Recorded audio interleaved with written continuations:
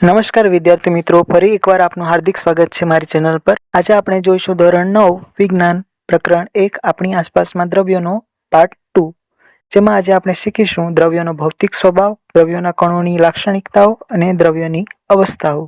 હવે જોઈએ દ્રવ્યોનો ભૌતિક સ્વભાવ। તો જુદા જુદા વૈજ્ઞાનિકોના સમૂહ દ્વારા દ્રવ્યોના સ્વભાવ અંગે બે વિચારધારાઓ રજૂ થઈ, જેમાં એક સમૂહના મત મુજબ એમ કહેવામાં આવ્યું કે દ્રવ્ય જે છે તે લાકડાના ટુકડાની જેમ સતત છે। તેવી જ રીતે બીજા સમૂહના મત મુજબ એમ કહેવાયું કે દ્રવ્ય જે છે તે રેતીના કણોની માફક નાના નાના કણોથી બનેલું છે। આમ સમૂહ 1 અને સમૂહ 2 ના વૈજ્ઞાનિકોએ દ્રવ્યોના ભૌતિક સ્વભાવ અંગે પોતાની અલગ અલગ વિચારધારણા રજૂ કરી, પરંતુ આધુનિક વિજ્ઞાન મુજબ એમ પુરવાર થયું કે બીજો સમૂહ જે હતો, જેણે દ્રવ્યોના સ્વભાવ અંગે પોતાની વિચારધારણા રજૂ કરેલી હતી, તે સાચો હતો, કારણ કે દરેક દ્રવ્ય અતિ સૂક્ષ્મ કણોથી બનેલું છે, જેને અણુ અથવા અણુસમૂહ કહેવામાં આવે છે।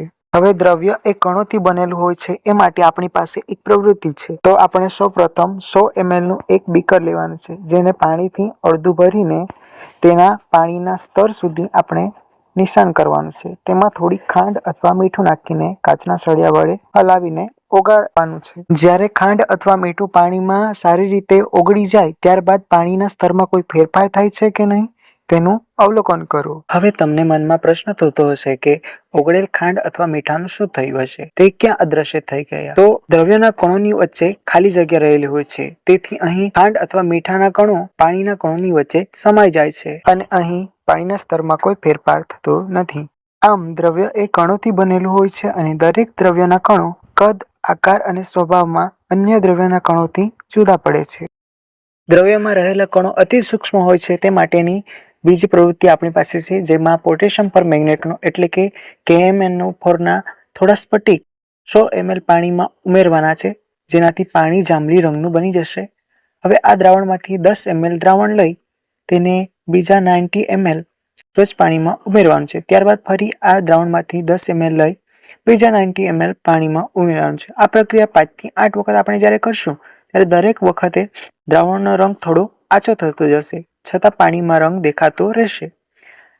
હવે તમને પ્રશ્ન થતો હશે કે આ પરથી શું સમજાય? તો તે પરથી સાબિત થાય છે કે દ્રવ્યના કણો ખૂબ જ નાના અને અતિ સૂક્ષ્મ હોય છે।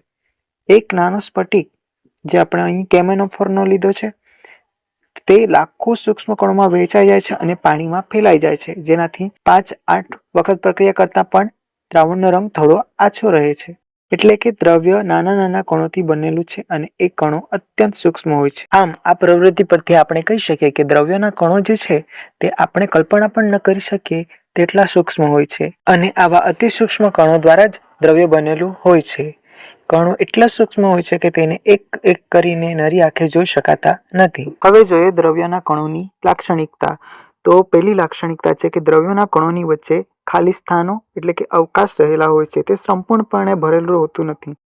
અને બીજી લાક્ષણિકતા, દ્રવ્યોના કણો સતત ગતિશીલ હોય છે, જે પુરવાર કરે છે કે દ્રવ્યોના કણો કેટલીક ઉર્જા ધરાવે છે અને દ્રવ્યોના આ ગતિશીલ કણો જે ઉર્જા ધરાવે છે તેને ગતિ ઉર્જા કહેવાય છે। અને જેમ તાપમાન વધે તેમ અણુઓની ઉર્જામાં વધારો થાય છે, આથી દ્રવ્યોની કણોની ઝડપમાં પણ વધારો થાય છે, એટલે કે તાપમાન વધતા કણોની ગતિ ઉર્જા વધે છે। ત્રીજી લાક્ષણિકતા છે કે એક દ્રવ્યના કણો વચ્ચેના અવકાશમાં જો બીજા દ્રવ્યોના કણો ગોઠવાય અને સમાન રીતે મિશ્ર થાય, આમ દ્રવ્યના કણો એકબીજામાં આંતર મિશ્રિત થઈ શકે છે। જેમ આપણે પ્રવૃત્તિ આગળ જોઈ ગયા તેમ ખાંડ અથવા મીઠાનું પાણીમાં મિશ્ર થવું। હવે બે જુદા જુદા પ્રકારના દ્રવ્યોના કણોની એકબીજામાં આંતર મિશ્ર થવાની આ ઘટનાને પ્રસરણ એટલે કે ડિફ્યુઝન કહે છે।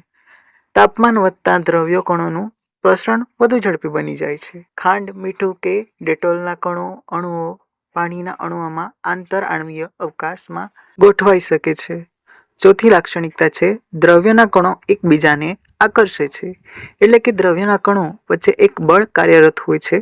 આ બળ કણોને એકબીજા સાથે જકડી રાખે છે, જેને આંતર આણ્વીય આકર્ષણ બળ કહે છે। દ્રવ્યના કણો વચ્ચેનું આ પ્રકારનું આકર્ષણ બળ દરેક દ્રવ્યમાં અલગ અલગ હોય છે। દ્રવ્યની અવસ્થાઓ।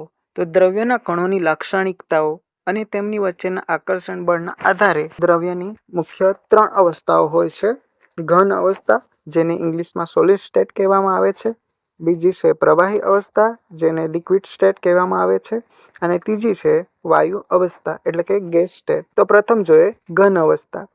તો ઘન પદાર્થોમાં કણો એકબીજાની ખૂબ જ નજીક અને ચોક્કસ ક્રમમાં ગોઠવાયેલા હોય છે. તો તેમનો આકાર અને કદ નિશ્ચિત હોય છે. દબનીયતા જોઈએ તો ઘન પદાર્થો અદબનીય હોય છે, તેને દબાવી શકાતા નથી. તરલતા, તે વહી શકતા નથી, તે સખત હોય છે, જેમ કે લોખંડનો ટુકડો, લાકડું, પથ્થર અને પુસ્તક. આમ આ બધી ઘન વસ્તુઓને જોઈએ તો તેમનો કદ નિશ્ચિત હોય છે, તેઓ અદબનીય હોય છે અને વહી શકતા નથી. પણ આ ઘન પદાર્થોમાં એક અપવાદ સ્વરૂપે પણ જોવા મળે છે, જે છે રબર. તેને આપણે દબાવી શકીએ છીએ. તો બીજી અવસ્થા છે પ્રવાહી અવસ્થા.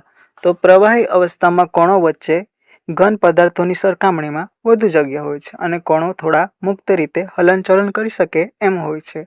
તેમનો કદ તો નિશ્ચિત હોતો નથી, પાત્ર જેવો આકાર લે છે, પરંતુ કદ નિશ્ચિત હોય છે. એટલે કે પ્રવાહી અવસ્થામાં આપણે જોઈએ તો પાણી લઈએ તો પાણીને જગમાં ભરીએ આપણે તો તે જગ જેવો આકાર ધારણ કરે છે. હવે દબનીયતા જોઈએ તો ખૂબ જ ઓછી દબનીયતા ધરાવે છે, અને તરલતા જોઈએ તો પ્રવાહી હોઈ શકે છે, તેથી તેને તરલ પદાર્થ પણ કહેવામાં આવે છે. ઉદાહરણ તરીકે પાણી, દૂધ, તેલ અથવા કેરોસીન વગેરે. હવે ત્રીજી અવસ્થા જોઈએ વાયુ અવસ્થા. તો વાયુ અવસ્થામાં કણો વચ્ચે ખૂબ જ જગ્યા હોય છે અને દ્રવ્યમાં રહેલા કણો અસ્તવ્યસ્ત રીતે ગમે તે દિશામાં ગતિ કરે છે. તેમનો કોઈ નિશ્ચિત આકાર કે કદ હોતું નથી. અને દબનીયતાની વાત કરીએ તો વાયુમાં દબનીયતાનું પ્રમાણ ખૂબ જ વધારે હોય છે. આ જ ગુણધર્મના કારણે એલપીજી કે ઓક્સિજન સિલિન્ડરમાં વાયુ વધારે ભરી શકાય છે.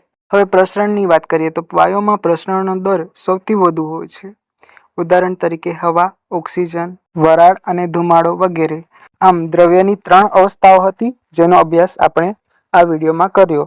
હવે આ પ્રકારના જ વધારે વિડીયો જોવા માટે અમારી ચેનલને સબસ્ક્રાઇબ કરો અને તમારા મિત્રો સુધી પહોંચાડો.